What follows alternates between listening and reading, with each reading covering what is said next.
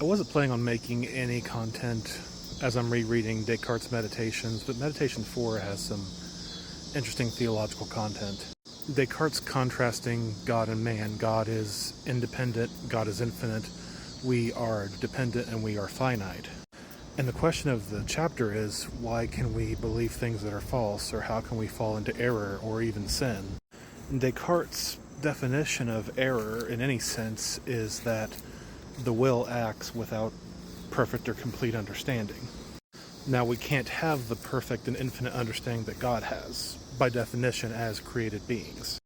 Nor can we really charge or fault God for not giving us any amount of understanding, because it will always be less than infinite. Well, if I had known more, I would not fall into sin. Descartes doesn't think that's the case. But this definition of sin as, or error, or trusting things that are false and thinking they're true, it all comes down to the will making a decision without having a full understanding. I dare say if you were to push back on Descartes, say, well, Adam and Eve were punished because they sought knowledge. Well, no.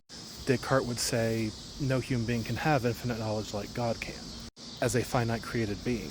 It's a distinction between the finite and the infinite. It's not a matter of more or less knowledge as far as human understanding can be evaluated. Descartes continues to call our will a free will in spite of certain limitations.